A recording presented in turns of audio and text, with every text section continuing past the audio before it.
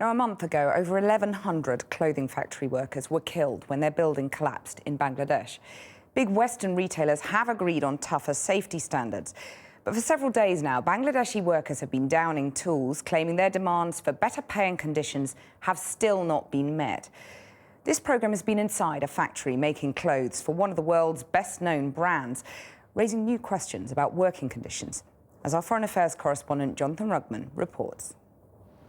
Beyond the smokestacks of these brick factories, amid an industrial landscape lost in time, and you find Ashulia, a town which is home to scores of clothing factories, serving some of the world's best-known high street brands. The police seem to be expecting a riot, and they are everywhere, patrolling the main highway and guarding every factory gate, against attacks by the workers supposed to be making clothes inside. Mid-morning, and thousands of workers are walking off the job. They make clothes exclusively for H&M. The Swedish retail giant is Bangladesh's biggest clothing buyer, and this is one of more than 20 factory closures in Ashulia because of unrest. It was the collapse of this factory complex in the capital which has left millions in Bangladesh's clothing industry angry and afraid. Well over 1,000 died here last month, this the biggest industrial disaster of the age. In Ashulia, workers told us enough was enough. We're not safe, said this man, and that's why we decided to come out. Our main problem is salary, Salary very less. Every year house and very high. House rent. Then everything by expenses. So we get the money, pay, not enough. The factory itself says it pays above the industry's minimum wage, which is around $40 a month. The lowest in the world, though the government's pledged to raise it. The label says H&M again. Yeah. We are working only for H&M. One of the factory managers told me his clothes went to H&M in America and 25 countries across Europe. He said he had sent his workers home because they were frightened by local unrest, and that he'd love to give them a pay rise if only he could. Our international buyers, they're bargaining with us for 1 cent, for 1 pence. So you're under big pressure. So many competition here.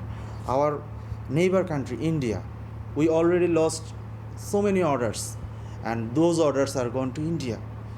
That's why we can't increase our salary as their expectation. Afterwards, he gave me a tour of his abandoned factory floor, where H&M's clothes were discarded mid-stitch. Our factory is very safe, he said, but when he tried to open the door of a fire escape, it was padlocked shut.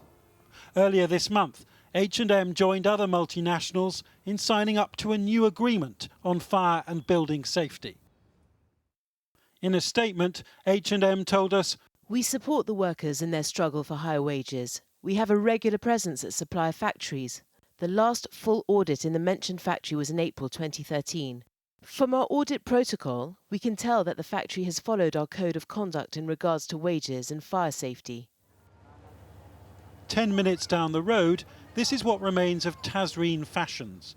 Much of it was built illegally.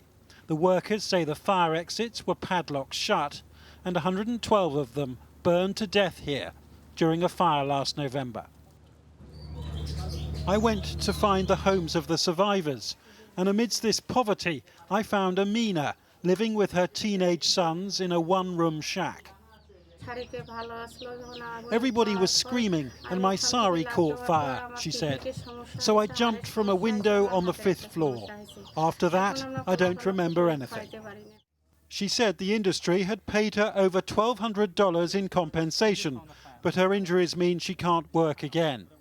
The UK firm, the Edinburgh Woolen Mill, was one of several foreign buyers from this factory, though it's declined our requests for comment. The workers here are squeezed by factory owners who need to make a profit and by consumers and high street brands overseas who want cheap prices. And until the rules of this supply chain change, nothing for these people is likely to change very much. Jonathan Rugman, Channel 4 News, Bangladesh.